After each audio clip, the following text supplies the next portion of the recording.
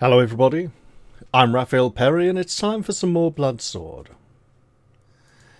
Now, when last we left off, we had stolen the emerald eyes of the Hatuli from Hunguk the Pirate King and legged it off his boat before he got the time to murder the hell out of us, which some of you may have seen in the previous one-off episode where I demonstrated just how legendary the epic warrior is.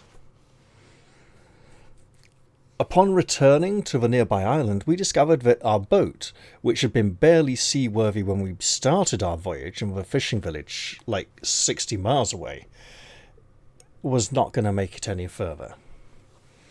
And so we are trapped on this little island, waiting for maybe a ship to pass by we could hail or something. A stroll along the shore turns up a fortuitous find, a bottle made of yellow copper sealed with a lead bung which bears a curious glyph. Shrugging, you unstopper it to see what it contains.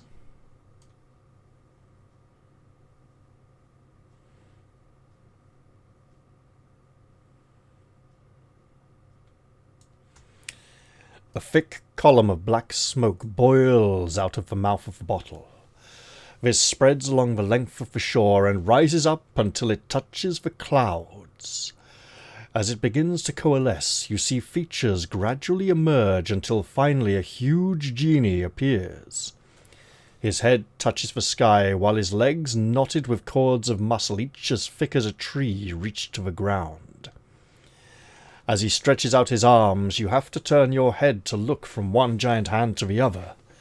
He is clothed only in the long, dusty strands of his unkempt hair and beard, which reach right down to his knees like ivy, covering a massive block of stone. His mouth opens to reveal snaggled black teeth, and above his cavernous maw his eyes burn like torches. Simple dread deprives you of your strength, and it is all you can do not to drop to your knees in front of a menacing genie. Peering down at the tiny island on which he is standing, he catches sight of you and booms, "Where and when? How and why? Tell me your tale, you who have freed me."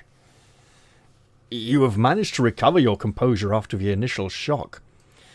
"It would indeed be pleasant to linger a while and exchange our stories," you tell the genie, "but events are moving at a pace that will not allow us such leisure. Your first command is as follows. Create a winged chariot." "My first command?" leers the genie, interrupting you. "Aha! I sense you have misunderstood the situation. To spare you further embarrassment, perhaps I should explain that there will be no commands. Pleas for mercy might be more appropriate, though equally useless. When I lift my foot in a moment, it will be to crush the life from you." You protest. "Where is the logic in this? Perhaps your long imprisonment has addled your brains. It is generally considered proper to reward someone who frees you from captivity. Lambasting them with threats of violence ignores all the rules of gratitude and etiquette." "Not so." Hang on, no. "Not so," growls the genie. "Consider how long you left me trapped in that bottle. For the first 100 years I was resolved to bestow staggering riches on the one who set me free. But did you free me then? Very well. For the next 200 years I swore each day that the one who freed me would receive all of the treasures and honors of the world. But did you free me then?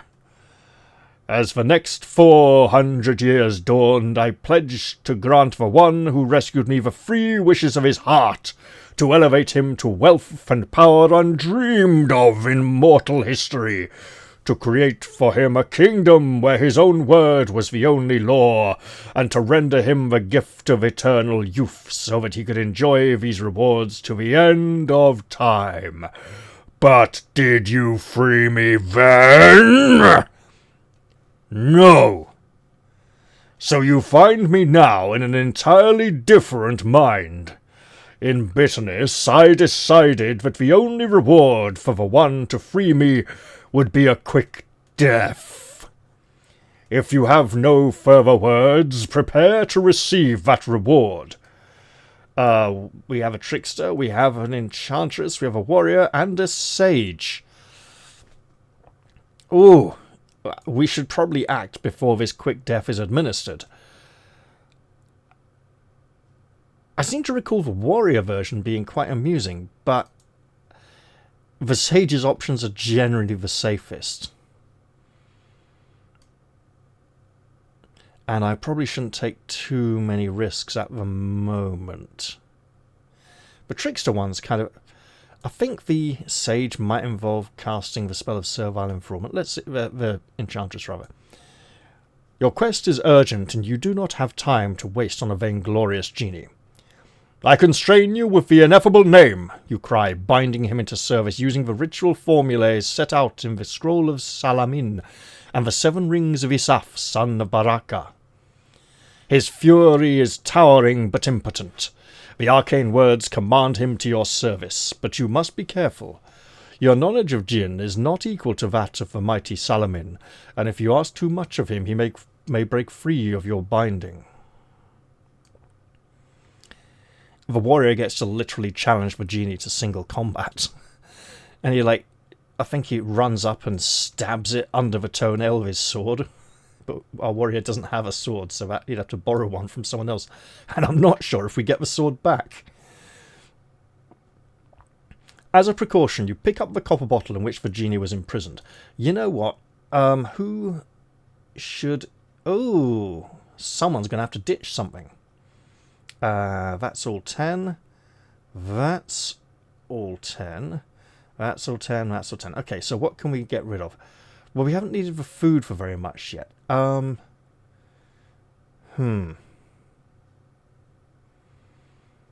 Brother Kern should pick this up as he is commanding the genie, but what shall we ditch? We do have a lot of rations that we haven't needed to use.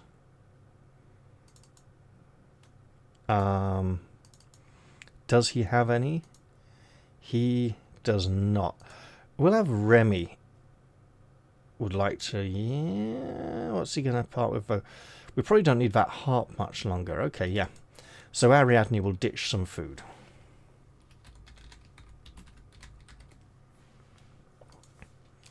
There we go. If you wish to keep this item, one player must record it on his or her character sheet. In a multiplayer party, note that it is the player who has commanded the genie's obeisance who decides on any wishes to be granted. Other players can make suggestions, but the genie will only take his orders from his new master or mistress. In other words, only Brother Kern can give commands to the genie. You have only to say something for me to make it so, he says. But choose carefully, for after I have granted 3 wishes, I am free to depart. You protest at this. Already we are haggling over terms. Let us say that the first wish is that you should grant 1,000 more wishes, and that will preclude any further argument. The genie twines his fingers obsequiously. You find him less objectionable than when he was full of boasts and threats. So you found him less objectionable when he was full of boasts and threats. Ah, if only that could be so, he simpers. But a greater authority than I has shown that such a notion quickly leads to a logical paradox which, if carried out to its conclusion, would make a mockery of the whole wish-fulfillment procedure. I cannot remember the reasoning in detail, but I can vouch that it is sound and true. This is an annoyance, but you accept it. After all, you only really need to make one wish. You tell the genie to bring you the blade of the sword of life. That is not within my power, he answers, shaken. Some things may only be achieved by dint of heroic effort, and I am surely not destined to be one of the world's heroes. In any case, though I can bestow large sums of money on you and so forth, and even equip you in a magical harness, it is simply impossible that I should locate a specific object among all the millions of things scattered across the earth's face. I am bound by the flow of time, just as you are, and before I had completed a search of half the civilized lands, you would have crumbled to bones and dust waiting for my return. And this assumes that I encountered no mythic or magic barriers to thwart me. No, what you ask is disallowed by legend and by logic. What exactly can you do? You yell at the genie. If every wish turns out to be beyond you, the whole pleasure of wishing will be rather soured. If I set out the general ways in which I can serve, suggests the genie, that should help you to order your thoughts. I am able to employ several different powers. That of enrichment, which is the bestowal of vast sums of money, of invigoration, which is the gift of perfect health, of restoration, which is the renewal and improvement of your arms and armour, of potentation, potentiation, which involves enhancing your natural strength to superhuman pitch, and of transportation, which is the simple act of carrying you in my hands across a great distance. The last of these is obviously the answer to one problem. The genie could carry you to Hakbad, presumably in a space of hours rather than the days it would take by any other means. But since you have only 3 wishes, you must be careful how you use the other 2.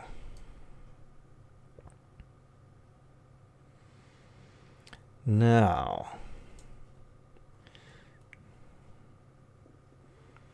you must keep track of how many wishes you are using. Draw 3 boxes on a sheet of paper, or on the back of your character sheet, and put a tick in one of these boxes each time you give the genie a command. I will write down how many wishes have been used.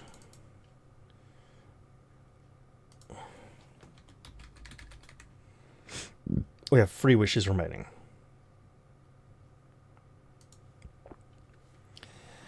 If you now wish to make use of any of the genie's powers except transportation, turn to the entry corresponding to your wish. We could wish for riches, for renewed health, for our arms and armour to be restored. We could wish for our strength to be enhanced. However, we don't know what future wishes we might need. And there's likely to be situational wishes. Situational witches. Oh, there's situational witches somewhere. There are likely to be situations where a wish from a genie would be incredibly helpful. Let's not make any further wishes yet, and wisely hold on to the other 2 for now, and tell the genie to take us to Hakbad.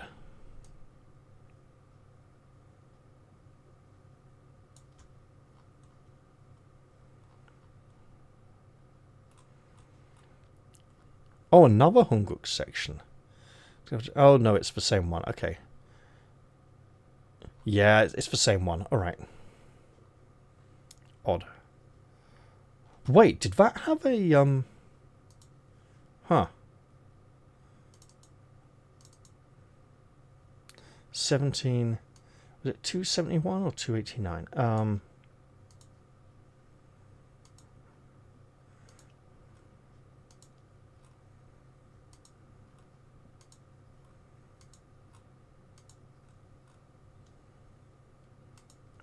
289.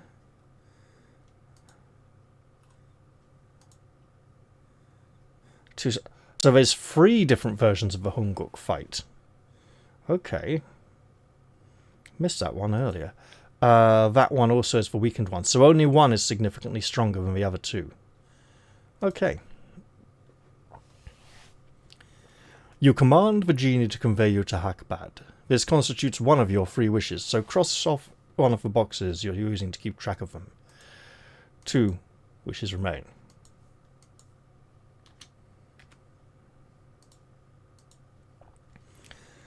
Ah, the city of jade stars, he says as he lifts you in the palm of his hand. It was well known even before my imprisonment in that accursed bottle. The Sasanians founded it after seizing the western territories of Kaikuhuru from the Selentine Empire. They were two sick dogs fighting over a rancid bone by then. History has dispensed with them by now, I shouldn't wonder. At any rate, I shall enjoy the chance to see Hakbad again. Those majestic spires, the patterned domes, the terraced palace gardens, the palm-lined avenues. Rather than allow another 7 centuries to elapse, you say sharply, let us set off at once. All day the Genie wades through the sea, which in the shallow waters at the head of the gulf is no deeper than a stream is to a mortal man. As he goes, storm clouds gather and churn around him, sweeping out from his shoulders like a cloak until the sun is blotted out, and the sky turns a violent grey-black. Talons of lightning shudder across the heavens, and the Genie cups his hands to shelter you from the rain. It suddenly occurs to you that off at the edge of the storm there might be ships, even now, being tossed from wave to wave as the Genie strides across their horizon. If sailors on board were to look towards the eye of the storm, would they really see an ugly bearded giant wading waist-deep in the ocean? It seems too fantastic to be possible. You ask the Genie about this. "Such things depend on one's perspective," he bellows above the roar of the gale. "You know that you are being carried to Hakbad in a Genie's hands, so you see my form and features with the same clear certainty that you see your own. But for one who did not know what he beheld, it would be different. A sailor looking up from the deck of a ship some distance off, if he had a fanciful eye, might imagine he saw a storm cloud with some resemblance of a wild and ragged giant. That is all. Most are not gifted with the senses to sniff out the magic in their mundane world, and I think it would that only a sorcerer would be likely to glance up and see me for what I am. And we will encounter no sorcerers en our route, save perhaps for Sa'ak Nafur if he still lives." Hunguk the Pirate King slew Sa'ak Nafur more than 4 centuries ago. "No, he is dead," you tell the Genie, again competing with the roaring of thunder of the storm. "Ah," he replies, "even Sa'ak Nafur, eh? I was imprisoned for so long." Feeling a twinge of pity at the Genie's melancholy tone, you ask him what a sailor might make of spotting you, borne aloft in a massive hand. "Surely this is a reality that does not depend on perspective," you point out. "A storm-tossed wave may appear to be a Genie's beard, and one may sometimes see a cloud very like a dragon. But a human is a human, and that fact is true and absolute." "A hypothetical sailor, God preserve him from shipwreck, if he sees you, what will he think? He will think he is seeing an unfortunate mortal who has been caught up in the teeth of a storm, and who is being flung helplessly across the heavens. He will think he sees a hapless mortal in the grip of unrelenting fate. Ha ha ha ha ha ha! He booms with laughter. Are you sure that he is wrong? Truth, as I have said, has more facets than all the jewels of the Orient. And that, when I was a teenager, was a really great section to read. The idea of different perspectives and magic being subtle, and most people not realizing or understanding what it was doing. I really liked that. I think I'd come across that idea a few other places as well, but I liked it here. And here we have some very large Genie fingers. And a tall spire of rock with some kind of edifice upon its top with towers. Cragged, jagged towers. Close to evening, the storm around you dies down, little by little, until there is only a spray of warm rain falling out of an overcast sky. Ahead, you see a narrow spire of rock that juts vertically upwards from the sea. Its peak is level with the Genie's head. You realize that this must be the famous grey rock atop which Sa'ak Nafur the wizard had his all but impregnable fortress. The ruins of that fortress are still visible, As you pass by, the weathered shells of buildings can be seen clinging like ancient barnacles to the peak. Then you see a light. "Stop!" you tell the genie. He halts and holds up his hand to squint at you. "What is the matter? Is our journey too slow for your liking? Or is it too fast, perhaps, and you are becoming nauseated? Speak the will of your heart. I live only to oblige." "This is not a wish with an absolute in an absolute contractual sense," you reply. "But it would be pleasant if you gave up your sarcasm. Our association is only brief, and when we reach Hakbad there will be a parting of the ways. Let us try not to antagonize each other in that time." "Agreed. Why did you ask to stop?" You point to the light among the ruins. "Someone has taken up residence at Sir Aknafur's palace. This may require investigation." "By us? On the basis of our newly established friendship, allow me to advise you against any investigation. Anything that dwells in the remains of Sir Aknafur's palace is unlikely to want company. Curiosity can be very dangerous. Or are you unfamiliar with the tale of the vizier and the four dwarfs?" You wave him to silence before he can launch into this undoubtedly tedious tale. But you must decide whether you want to investigate the light or continue straight to Hakbad. I think we want to Tobias de Vantry, as in Augustus de Vantry. So Vantry is definitely we know it's a place of his. He comes from the same. Oh, that's interesting. Wrong section. I know, completely irrelevant, but interesting. One of the Capellas comes from the same place as the sorcerer who tried to screw us over in the second book. That doesn't mean he's related in the same way Psyche is related to Icon the Ungodly. But I think we should investigate. This is one of those blink and you miss it opportunities. We should go find out what's going on. Also, if this is the ruins of Sir Aknafur's abode, the place where the 2 emerald eyes were originally stolen from, there may be other treasures here that were not plundered by Honguk, the Pirate King. You put it to the genie that if he agrees to stop here for a while and does not charge you another wish to resume the journey, you will let him stay out of the exploration. "I am too big to enter the ruins in any case," he points out. "But very well. I shall wait here until midnight. If you are back by then, we will continue on to Hakbad. If not, I can assume that you have no further need of me, and I am free to be on my way. Is it agreed?"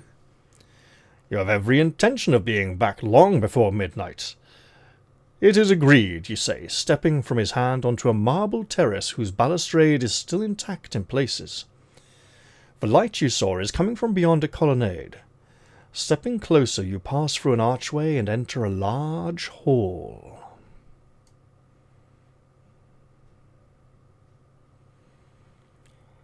Let's see what awaits us.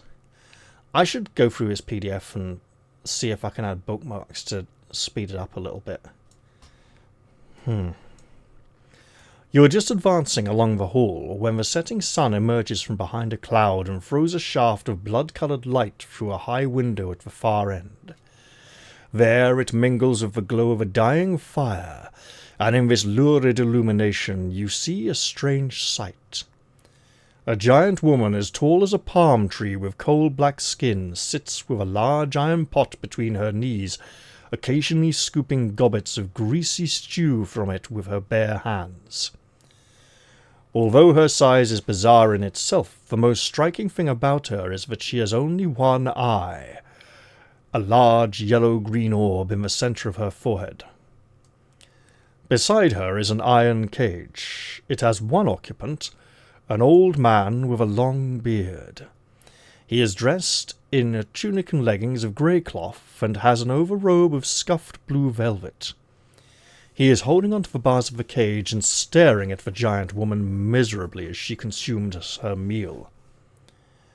A giant woman, a giant female cyclops with black skin, may be hard to find an image for. It may not meet all of those criteria. Female cyclops will be hard enough as it is, but we shall see.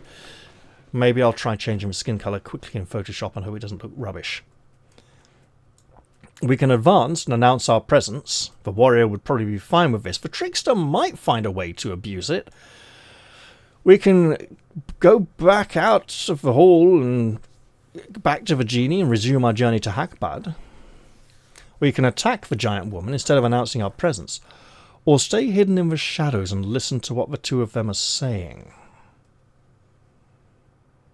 I mean, I'm going to presume they don't have the best relationship, but maybe we should listen in.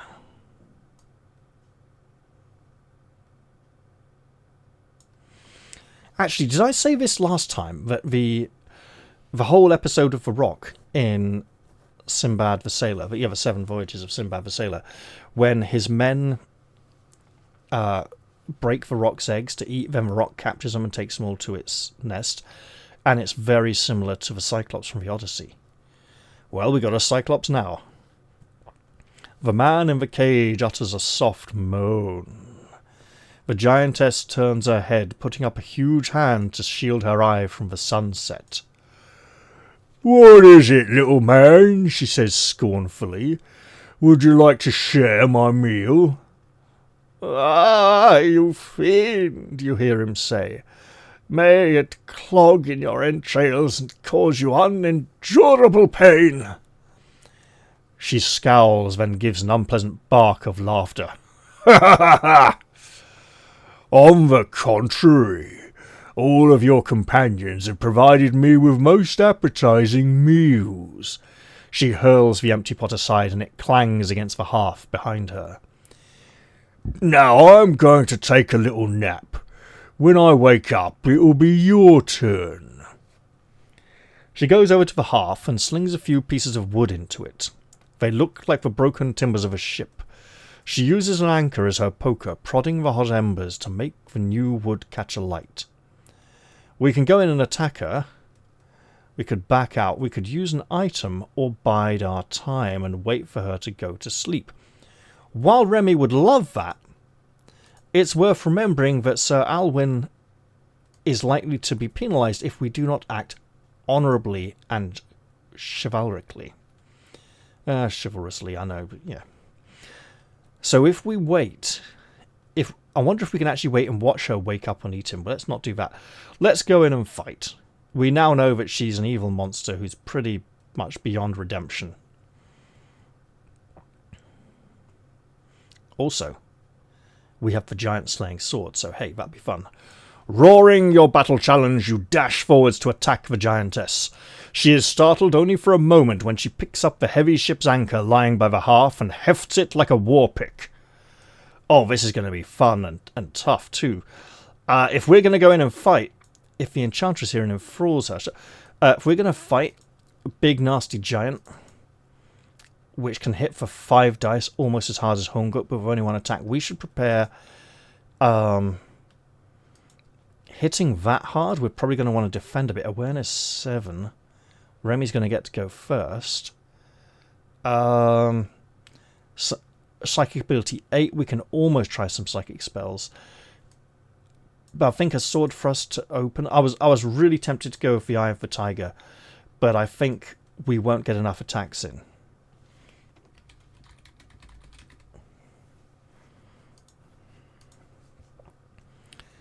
Well, I'd better go make a battle map.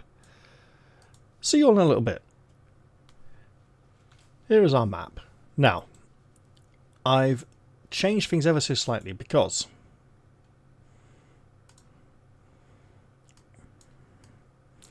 the default is that, right? There we go. That's our default setup. And honestly, this doesn't seem very big for a giant. Now, I suppose that beggars the question, how large are these squares? But I think she should be larger. Extra large. And in that case, we don't want her so close to the wall. So I've moved everyone a square away from the wall, and there we go. So this is looking to be a bit of a rough fight, because that anchor of hers that she's wielding as a weapon is quite significant. This was one of the better female Cyclops pictures I could find. Most of them look like cartoons of bimbos with a single cyclopean eye, which I suppose is an interesting social commentary. Yes, these women with rather limited scope, because of course the Cyclops was originally the ancient Greeks taking the piss out of the Phoenicians. The Phoenicians were always depicted in Greek art in profile with only one eye showing, and it is believed that the myth of the Cyclops stemmed from this depiction of Phoenicians. And the reason why the Greeks always drew and painted Phoenicians in that manner was apparently an insult to suggest that they had a very limited perspective and weren't seeing things properly with both eyes. Now, as I said, this anchor of hers is serious business, so we might want to use a Night Howl spell at some point to try and dull her ability. She doesn't have much of an armor rating, so we can pour in quite a lot of damage if we're lucky. And the fact that we can surround her with multiple heroes means that she can, I don't know, spread her attacks. Anything to keep Remy's magic sword, Blutgetranker, the Slayer of Giants, and not only of Giantess, but also there's a number of different combat sections for her, but they all call out the fact that she's a giant very heavily. It's not quite as obvious as Thanatos the Giant, but yes, the sword will do its duty. We could have Brother Kern hang back here and fire arrows, which, given his normal damage output, isn't such a bad idea.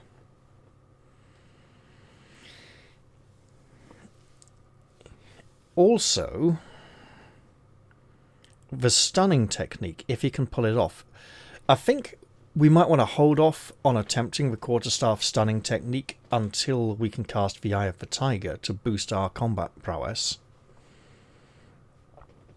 Would knock the Giantess from the current round, where she'd be simultaneous with Brother Kern, to next round being after Ariadne. So it would be a good opportunity for Ariadne to get another quick spell in. As I mentioned earlier, we got a Sword Thrust spell. We don't have any psychic spells prepared currently. Let's combat begin. And I hope we don't need the Scroll of Time Blink, because we used that in Book 2. Remy's going to strike with his swift, silvery sword, the Sword of Giant Slaying. Let it flash in the departing sunlight. And miss completely. Maybe though the light flashed in her eyes. Sir Alwyn will also attack with the Axe of Heraclos. Come on, it's a magic weapon. That's a hit. Also, 2d6 plus 1. 8 is going to be 7. It's basically ignore her armor value, right? So 7 is 58. We may be able to beat her down hard and fast. Brother Kern will waste an arrow. Well, he'll loose an arrow. Hopefully, successfully. Let's see. That's a miss. We really need to hope. I think his fighting prowess improves next rank. The Giantess will randomize her target, top to bottom. She goes for Sir Alwyn. That's okay. That 11 is also okay. She missed completely. We can keep attacking. And Ariadne will attempt to unleash the magical power of her Sword Thrust spell upon the great creature. 6 plus 2 is 8. That is a success. We will wipe off the spell and subject the Giantess to the full force of its magical damage of 3d6 plus 3. Got a 19! Oh, you beauty! Takes the Giantess now from 58 down to 39 endurance points. A much more manageable number. I was concerned we were going to have to use Remy's quick thinking ability this fight. Turns out that may not be the case, although if the giantess starts landing her attacks, that'll be another matter. As we are all currently unwounded, Remy's going to make another attack. This time, hoping the sword strikes true. Game, that's another 12. What the hell are you doing with Remy? That's not good at all. Right. Simultaneous combat. We'll have the giantess go next, because it's... No, not set initiative. Make current, isn't it? There we go. She will randomize her target. Going for the trickster this time. 2d6 plus 1. Because he's harder to hit. That 6 is going to hit him, and here comes the damage. 5d6 plus 1. Because that plus 1 really makes it 14. Less his 2 armor is 12 damage. He's now down to 12 endurance points and seriously considering defending. Remy is now very badly hurt. Sir Alwyn, completely healthy on the other hand, will attack with his magical axe. That's a hit. The axe... I was about to say the axe is not golden, then I remembered it has golden decoration on the haft. 12 damage to the Cyclops lady. 11 after armor knocks her down to 28. And we're only on round 2. In which case, Brother Kern had better come in to tank a hit and help keep Remy alive. Is that wise? Because if he gets walloped and knocked out of the fight, we are screwed. Could shoot another arrow. Let's come in and rather foolishly normal attack. An 8 is a miss because he's only rank 4, right? The sage at rank 4. Yeah, it's... Wow, it's not until rank 8 that he gets fighting prowess 8. Yeah, that's not happening this series. Okay, I'm just going to have to accept the gamble and realise, you know, that his stunning technique just ain't going to happen anytime soon. And given how much damage we've done, next round we could unleash another sword thrust. We could arguably kill the giantess next round.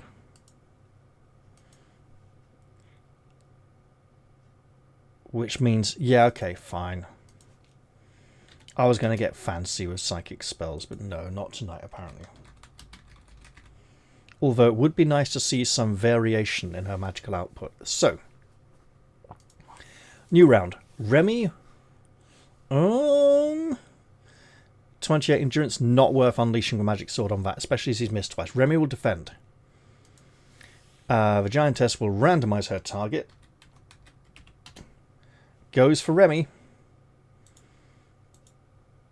Making her current just in case it affects the dice rolls at all, which it probably doesn't. 3d6 plus 1 is a 13, which totally misses. So Alwyn is on... I mean, as it's simultaneous, maybe I should try and simultaneously declare, but there's only one of me.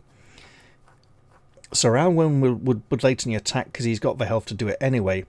I mean, yes, the giantess could have hit him for 31 damage, and he can only really take 26, because 27 would take him out of the fight.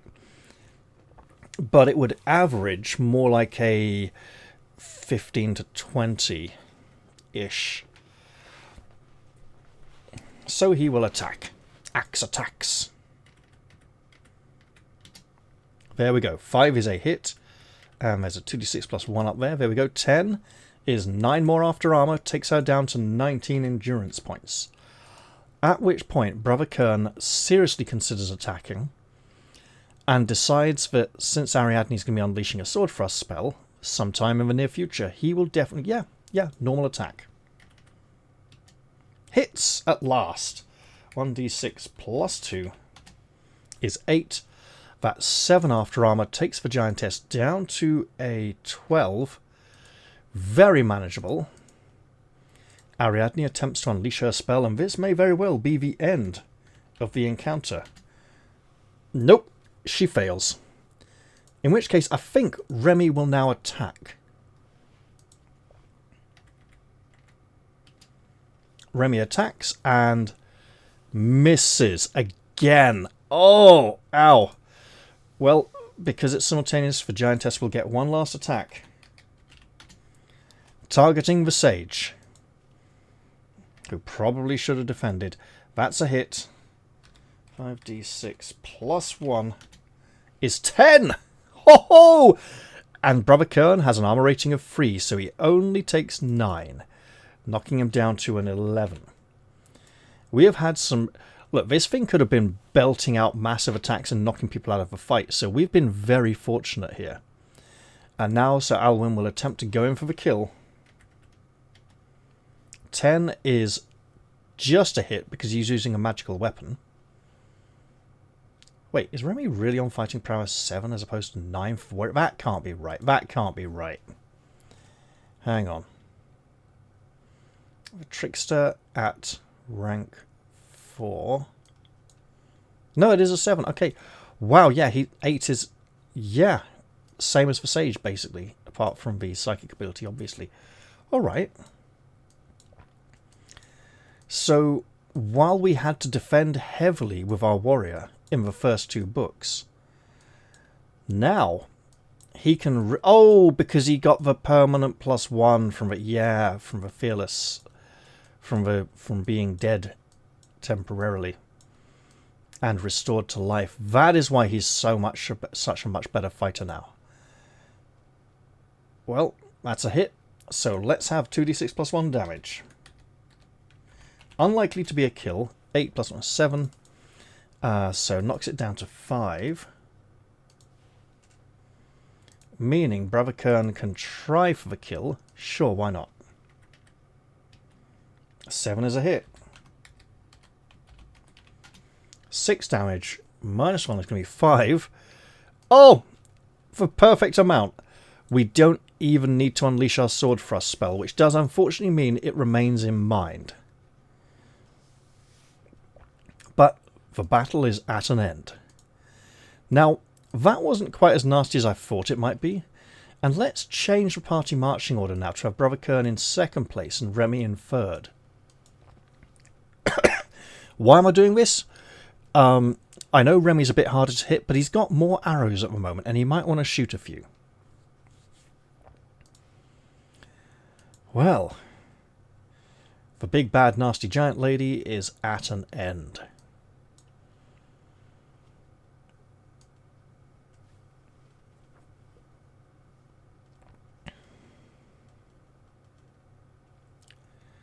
That's a long section, okay. Oh no, it's not. It's the next one. Oh, 475, the failure one. Right, yeah, we're not going to look at that yet. We might look at it at the end of the adventure, just to see what it was like. Overcome at last by the wounds you have inflicted on her, the Cyclops sinks to the floor. As she breathes her last, the baleful eye clouds over and goes dark. You notice with distaste that, in place of blood, her cuts ooze a greenish-black foam.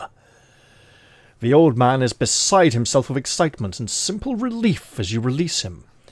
With tears running down his face, he takes hold of your robes and kisses them, thanking you over and over again. "She ate every one of my 23 companions," he sobs. "When she ate Epicurus, she gave a great belch of satisfaction. Ah me! Ah my! If you had come a few hours later, I would have been a stew in yonder pot. How can I ever repay you?" After you've calmed him down a little... Oh, I'm going to try a 3-point healing roll because we've got a lot of healing to do. Should have done that for... I'll do it for the last section. Spend 3, get 3 back. And for this section, spend 3, lose 3. Oh, we're on another losing streak again. That could be rather serious. Let's see. After you have calmed him down a little, the old man is able to tell you of his story. "In the north of Kurland, set among the Draken foothills, is the Monastery of the Reawakening. My companions, who were all eaten by that pitiless Cyclops, were the senior monks. I was their abbot. hence the way he is speaking like a religious person. "Our mission was one of great importance to all mankind, and we had been preparing ourselves for it for many years. As you may be aware, at the dawn of the new millennium, it will be time for the author of all to set aside his work, this earth, and begin anew. Evil will be pulled from the world like a weed. The devil and his followers will be forever expunged. Our descendants will find the coming millennium to be the era of God's kingdom on earth." You nod. It is also said that the year 1000 will be a time of storms and bloody battle. It is then that the gates of spite will open and the true Magi are fated to return to the world. This heaven on earth will not come about without a struggle, you say. "Quite so," replies the abbot. "You understand precisely. Many imagine that heaven is their birthright, but in fact God will judge man's worthiness for such a state by the vigour with which we are prepared to fight for it. God can provide guidance, but it falls to mortal men to destroy the evil that has plagued us since the world began. If we cannot do that for ourselves, we can never inherit paradise." "Peace," you say, putting a hand on his shoulder to calm him. "You are still distraught after your ordeal." "No," he declares passionately. "I am troubled by a greater worry, a danger that still exists. You see, we travelled so far in order to recover something that will be needed in the Battle of Doomsday. A sapling ash, nurtured through many generations by the monks of our monastery. It was grown from a key taken from Yggdrasil, the Tree of Life." "And where is this sapling now?" you ask. "Stolen! Taken from under our noses by cultists of the ancient Magian sect of Opala. They used witchery to penetrate our defences, then flew off with the sapling on a bridge of flame. We fought to pursue them using an astral gateway which was opened by my colleague Perius, who had once been a pagan and practised sorcery. Unfortunately, he must have miscast the spell, because instead of leading to Opala, the gateway opened into this very hall.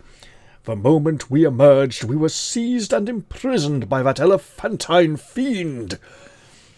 I might have been eaten, our quest doomed to failure if God had not sent you to rescue me. Now I must ask one more favour of you. The sapling must be recovered.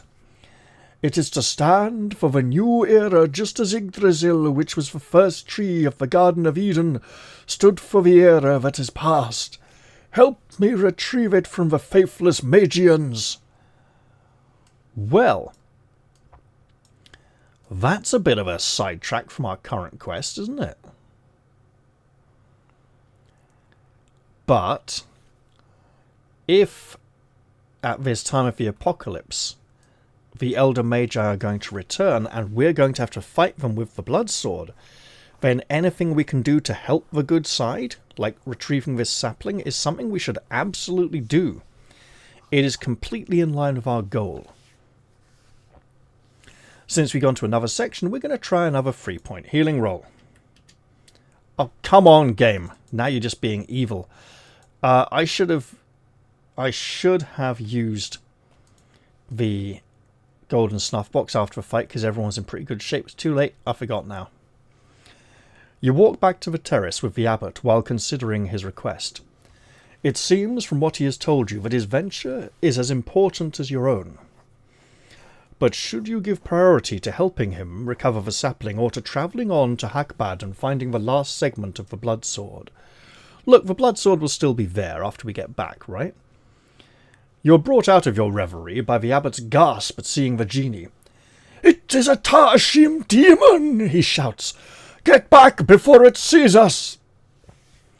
"Ah, you have returned at last," says the genie, completely ignoring him. "And you have made a new companion. He appears to be a very excitable old man. Show some respect, you reply. He is an abbot." The abbot is dazed. You know this creature?" You can control it? By the hallows! The genie stretches out his hand to the marble balustrade. Are you now ready to resume the journey? He asks you. Say farewell to the Lord Abbot, for we shall be on our way. We do not have a gold mirror, so whatever that's about. I know where we could have got it. We would have got it in Psyche's tower after defeating her, which would mean that we would not have heard the special words to calm the Dendan, and we wouldn't have had the knob, so we would have, been shipwrecked in the water? Maybe if we had a magic carpet from book 2. Anyway, we do not. So, it is not in our possession. If you've used up all 3 of our wishes, no, we have at least 1 wish left. We still have 2 wishes left because we have not used the other 2. It says here, 2 wishes. 2 wishes is good, obviously. You try to plan how you could use your remaining wishes.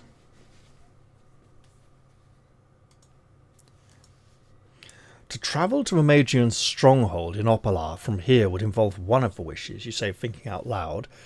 Then travelling on from there to Hakbad would use up the other. Is it possible? No, no, says the abbot. The sapling must be brought here to the grey rock. The astral gateway back in the hall is the only direct and completely safe route by which I can return the sapling to the monastery. That would bring us back here with no wishes left to you. Oh, sorry. That would bring us back here with no wishes left to you, interjects the genie. And if you wish for me to take you to Opala from here, that will mean cancelling the still operative wish that we should go on to Hakbad. The upshot is you can visit the Magians' sect's headquarters and return here with the abbot's tree, but I would then depart, leaving you stranded. So what is it to be? Okay, we can help the abbot and come back here and try and work out how to climb down the rock and get across the ocean. The thing is, Prince Sosurian did not indicate a specific time we had to be in Hakbad to meet him. I mean, he may give up if we take too long and go away, assuming we have perished in our attempts to face Honguk the Pirate King, as indeed I illustrated in the previous episode. Or we could carry on straight to Hakbad and ignore this. No, I think we should go and face the Magians. Also, hey, I'm going to try a 1-point healing roll this time, as 3-point rolls are far too dangerous at this point. For God's sake, game. Another failed healing roll. So we will try to go on to Hakbad. I think I skipped a healing roll or 2 back there. Oh well.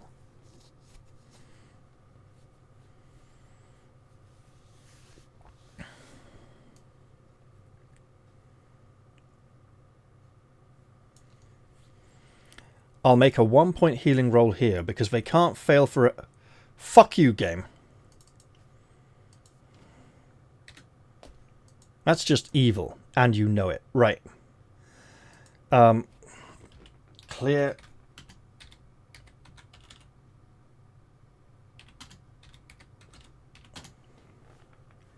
Right. And clear chat again. To see if we can reset the dice rolls, because map tools sticky dice are bullshit sometimes. In fact, I'm re-rolling that one because that was extremely unfair. There we go. Spend a point, get 2 points back. That will take us back to 5 endurance. It's a long way up to full health, and if we're going somewhere dangerous, we're going to really need it. Extraordinary, mutters the genie as he lifts you in his hands. Are you sure you understand what you are doing? You are condemning your own venture to failure in order to help this old man who may, for all we know, be quite deranged. Enough. He has asked for assistance, and it will be given unstintingly.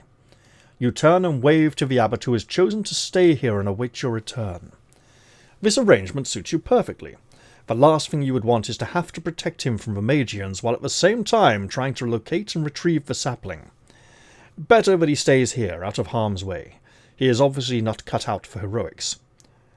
"God go with you!" he shouts from the terrace. He is haloed by the flickering firelight from the Cyclops' hall, giving him the appearance of a saint depicted on a church window. Borne rapidly away by the genie, you watch until Sir Aknafur's palace is just a speck in the distance, all sign of the abbot and the firelight now lost in the gathering darkness. You soon realize that you are rising still higher into the air. The genie is ascending into the night sky, flying. "We have a long way to go," he explains. "Normally I dislike employing the power of aeriality, as it is a drain on my energy, but the thought of a long trek to Opalar is even less appealing." From all around you comes a growl of thunder. It rolls heavily across the sky as a new storm gathers. The wind drives cool rain into your face. You smile as you remember your conversation earlier. "What will they see, those who look up now?" you ask the genie. "Honest Ta'ashim, who glance out into the night, may catch a glimpse of something in the sudden flash of lightning stroke. They will think it is a demon from out of their folk tales." His smouldering gaze is fixed on the east, where, in the far distance, lies Opalar. "But as for any Magian who should chance to look up into the sky, I encountered their sect in ancient times." There is hatred in the jinn's voice. "He would see an avenging angel."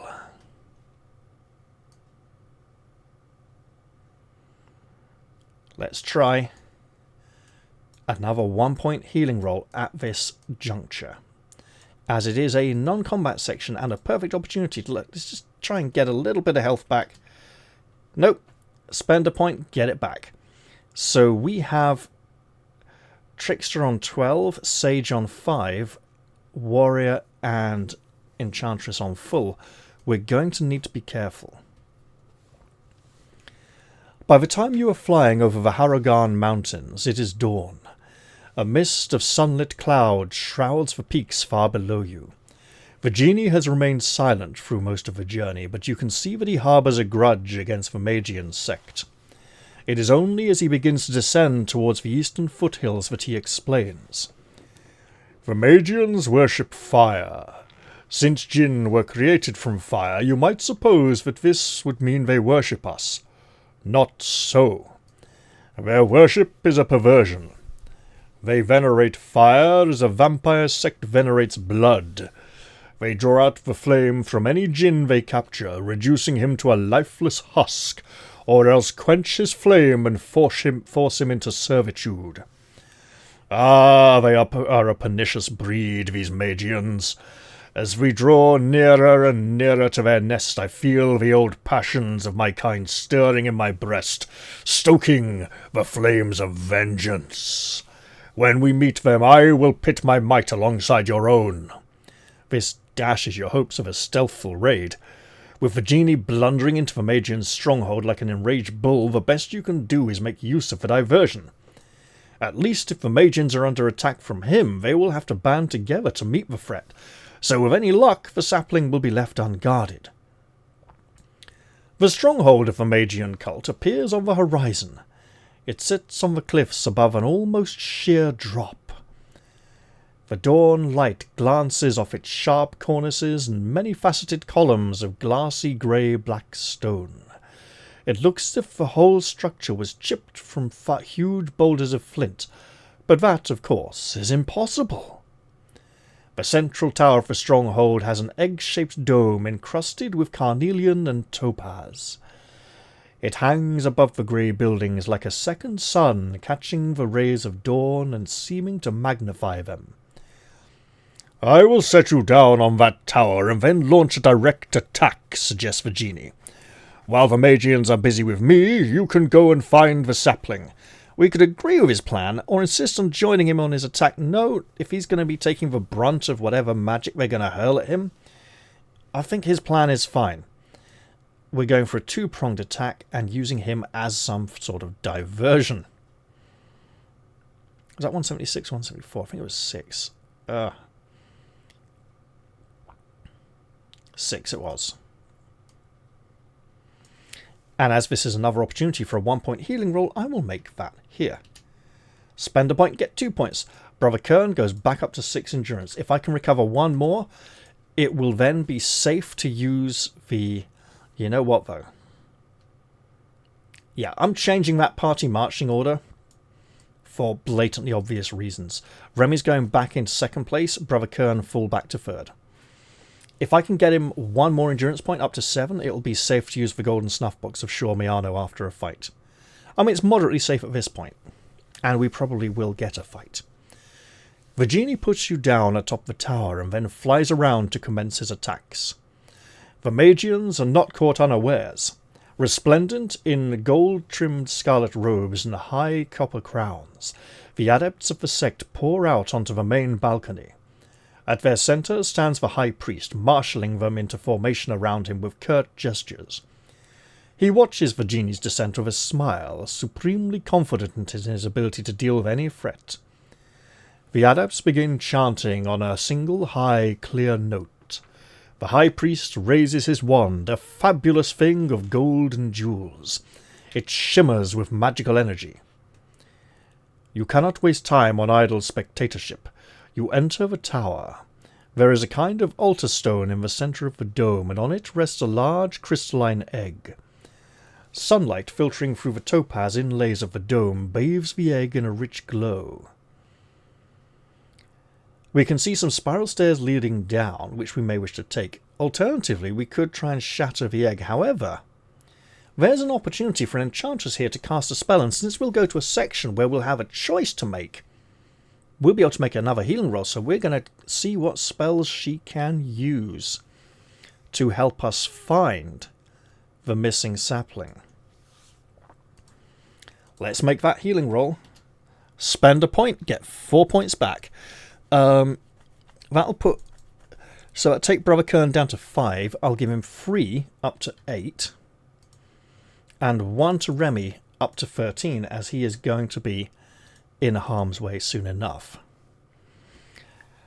We could cast Prediction or Detect Spells. Yes, this is obviously a magic place. We'll go with the Prediction and see what possible futures we can glean.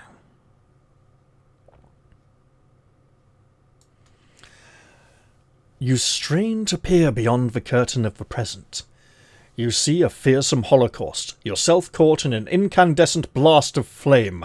Fragments of crystal tumble to the floor all around you, but the sound they make cannot be heard above the roar of the fireball. The roar of the fireball and your own screams. You exhale, allowing the vision to fade. What you have seen is one possible future. Forewarned, you may be able to avoid it. Maybe we don't want to shatter that crystal egg. What we do want to do this section is make a 1-point healing roll. We got 2 points back. That will take Brother Kern up to 9. Oh, and we've used a second wish to come here. We were not instructed to mark it off, however. So, I have done so as a matter of simple honesty.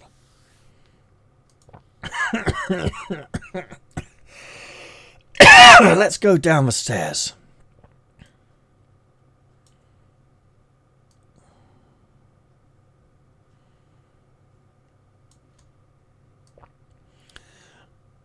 You descend into a high-pillared chamber. Plaques of beaten copper hang along the side walls, engraved with images from Magian myth. At the end of the chamber, on a raised podium, you see the sapling. A halo of light hangs around its grey branches. Perhaps just the glow of sunrise. Perhaps not. The archways lead out from here onto the balcony. The High Priest and his adepts stand there, locked in battle with the Genie. Spells of fire and black smoke are being flung back and forth through the air. You pause to watch for a moment as the High Priest closes a pall of mist around the Genie, who breaks free by summoning a thunderous gale. There are 4 acolytes guarding the sapling. As their attention is fixed on the occult battle raging outside, you are able to get within a few feet before they notice you. And I will replicate this map on the same map here by drawing some vision blocking layer in a bit. Yeah. See you all in a mo.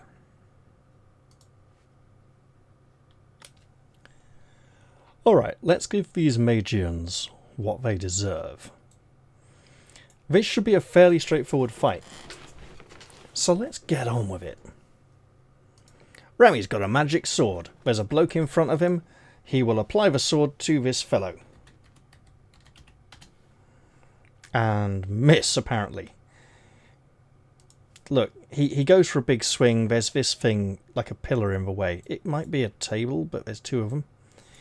But yeah, Remy's not having a lot of good luck with attacking tonight. Sir Alwyn, on the other hand, may do better. Oh yes. That is a whopping 9 damage. They do have a little bit of armor built into their robes somehow. So, yep, 8 damage. Takes this one down to 2 endurance points. Now, Brother Kern is on 9 endurance, and there's a lot of foes looking to come his way, so he will actually defend. Now the acolytes will take their turns. Well, this one will attack Remy. Because he can. Well, that's going to hit. D6 plus 1. They're not the... Look. I'm going to say it. These would have been quite dangerous foes back in Book 1. As it currently stands, that 1 point of damage doesn't affect Remy too badly. This one will randomize. D2, 1 for Brother Kern, 2 for Sir Alwyn. He goes for the healer, who is defending. So, 3d6, 10, will miss. Nearest goes first, so this one will come to here to attack our defending priest. A 4 will hit, unfortunately. 1d6 plus 1. So, come on! Takes 3 points on the armor, 4 damage. The game does not like our sage. Look, he's done very well in the non-combat stuff, and this one, with an awareness of 6, can only move 3 squares, so he'll go 1, 2, 3, like that. Maybe he'll flank round. Which means Ariadne needs to absolutely... I should target this one. Go with that sword thrust spell. See if we can absolutely murder him. That is a very successful casting. 3d6 plus 3. 14 points obliterates this acolyte. There we go. Come on, game. There we go. Nice. And her spell has been unleashed. And I'm thinking, this is the perfect kind of fight for white fire or sheet lightning. Not white fire, I mean volcano spray. Was spray 1 die? Yeah, no, sheet lightning. Why the hell not? The reason why the hell not is I might fail to cast it and be carrying it into my next battle and thus lower my casting capabilities. Okay, new round. Round 2. Remy will attack again. Hopefully this time hitting the bugger. Oh, yes. So d6 plus 2. D6 plus 2 it is. 7 points. It's 6 after armor, knocking that acolyte down to 4. Okay. So Alwyn will definitely look to fell this one. Oh yes. 2d6 plus 1. Absolutely murders him. Unfortunately, while we can move before attacking, we cannot move after. Brother Kern will defend again. Ariadne will prepare sheet lining.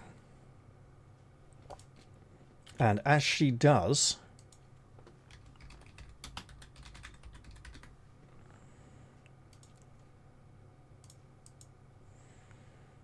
this acolyte will attack Remy.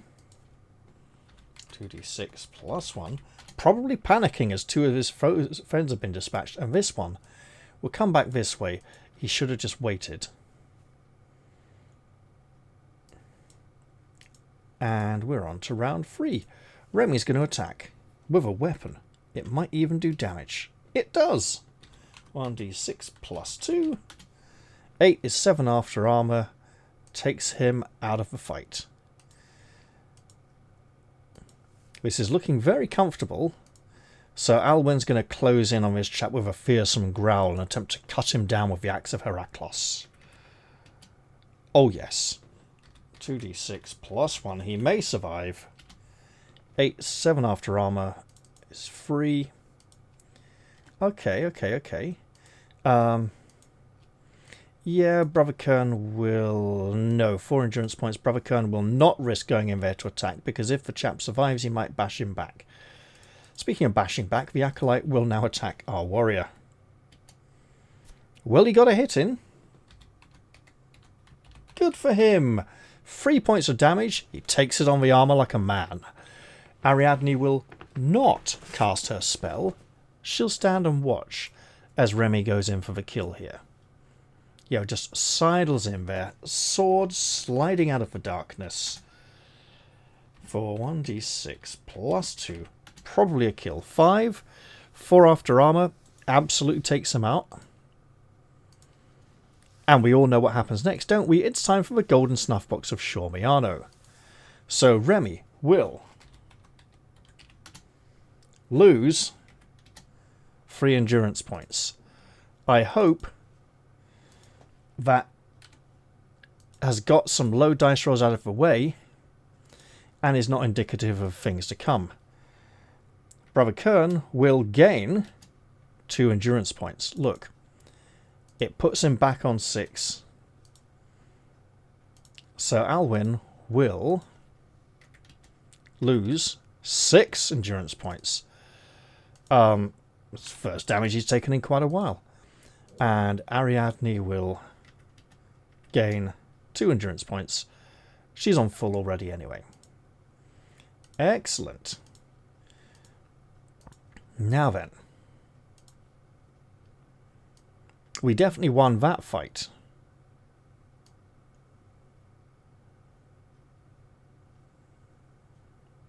And it was one of the easier ones, but that's okay because there are many more to come.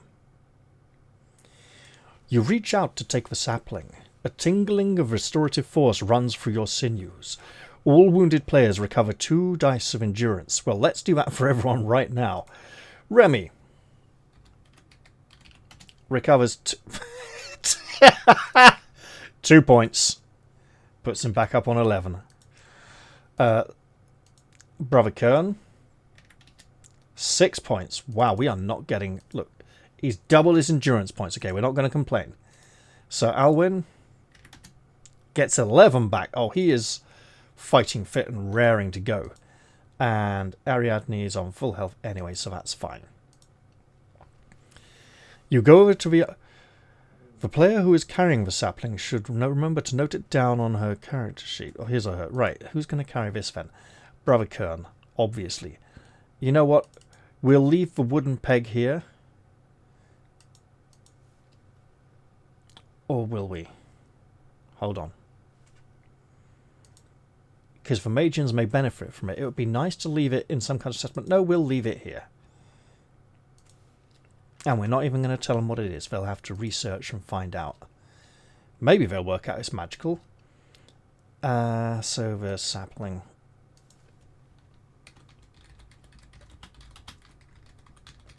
Obviously we know that Yggdrasil was not in the Garden of Eden, but that's the thing about the world of legend. It's supposed to be familiar, yet different. You go over to the archway that leads to the balcony. The battle is still raging on unabated, but the Genie is now clearly getting the worst of it. The Magian High Priest seems to have an inexhaustible supply of magical power. It may have been a mistake to beard him here in his lair, where his spells must be at their strongest. Then you notice that a network of flickering energy flows from the adepts to the High Priest. Their mantra is focusing a continuous flux of power towards him. The key to defeating him is to break the network of power. We should probably do that. The adepts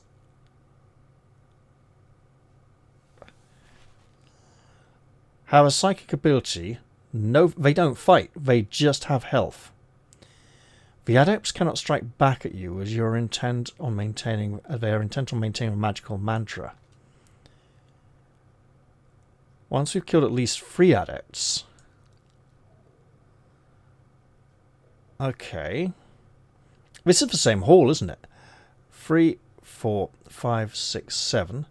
3, 4, 5, 6, 7, 8, 9, 10, 11. Yes, it is. So, I'll extend by 7 squares.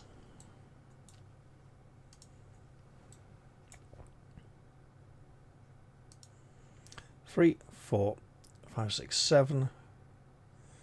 And the wall.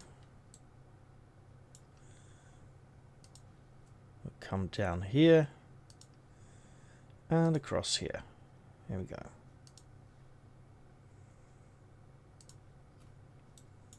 Right, you lot.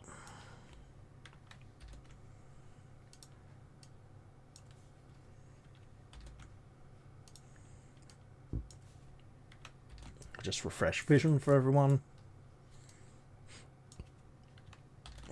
Right. No, you. Right.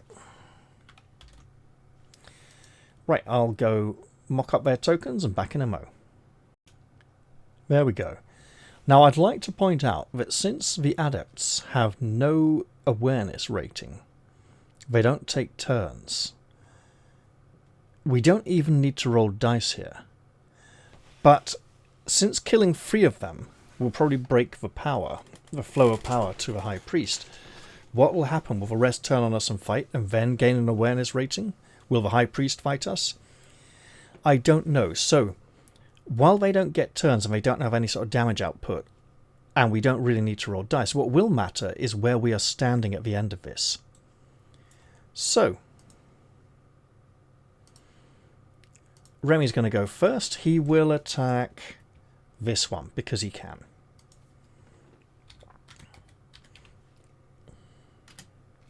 That's a miss. Brother Kern will attack the same target for now.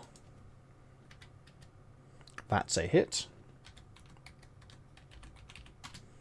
For 3 damage, takes him down to 5. It's okay. It's a work in progress. So Alwyn will hack at this one with his axe, because why not? It's a big, magic, dangerous axe of death. Kills him outright. 1 is down. Now it gets more tricky. Ariadne will attempt to cast Sheet Lightning, which is a complexity level 4 spell.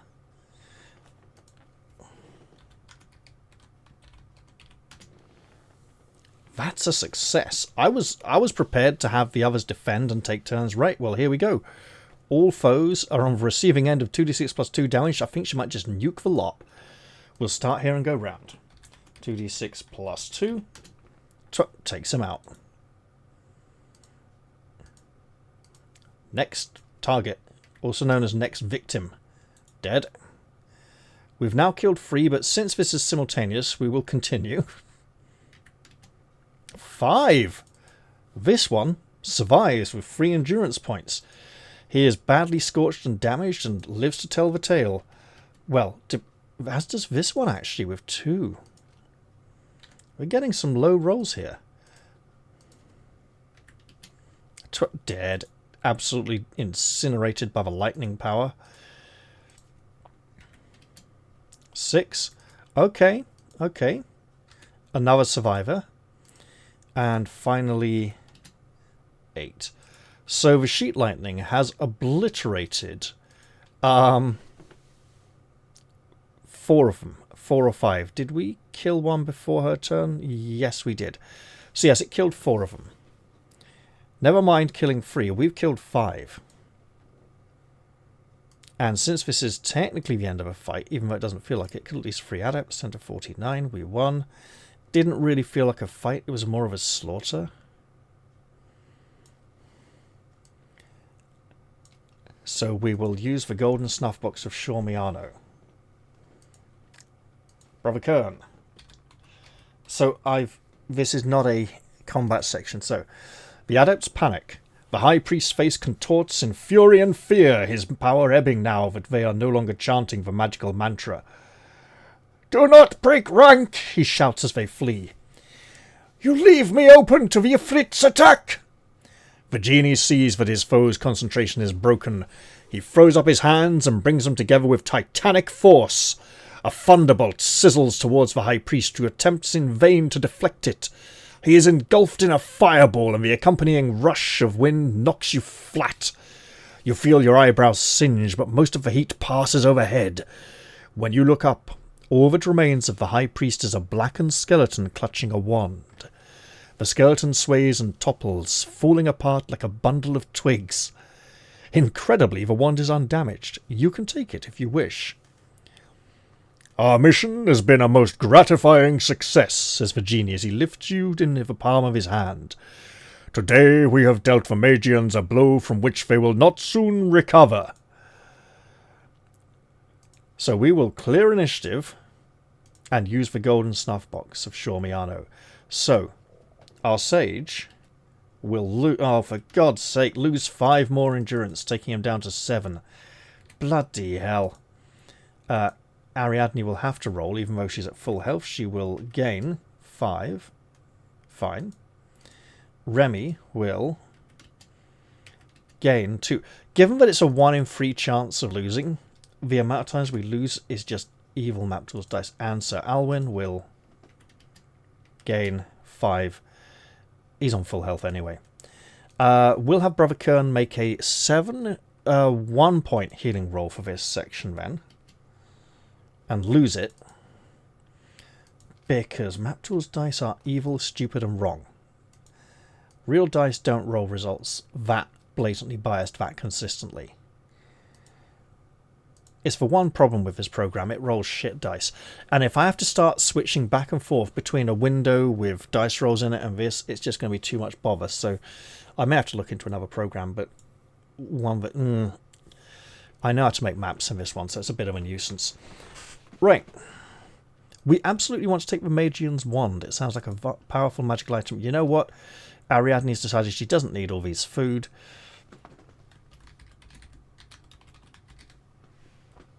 There we go.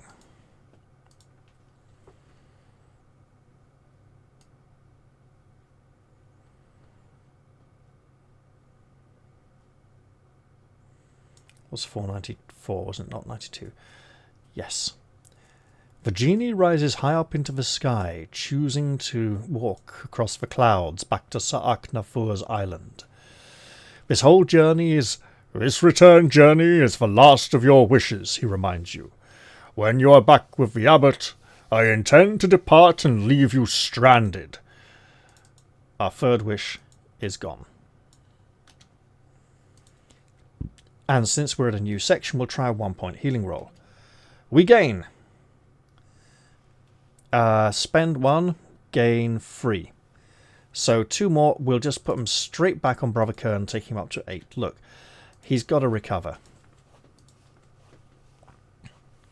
You see no point in arguing about it. You will just have to find some other way to get to Hakbad. After 700 years' confinement, the genie cannot be blamed for extricating himself from your service at the earliest opportunity. If you took the Magian High Priest's wand, you can use this during any combat. When you use it, make a note of the section you are reading at the time and then turn to 166. It is important that you make sure to record where you are before doing this, as 166 will not direct you back there. The player who took it should write Magian's wand, turn to 166 when used. Well, that's going to take up a lot of space, so I'm just going to write Magian's wand 166. It's a magic item with a reference number. We know what it means. Weakened after his battle, the genie takes a full day to make the return journey. The palm of his hand is not comfortable enough for you to snatch more than a few minutes' sleep, and you arrive back at Sa'ak Nafur's fortress quite exhausted.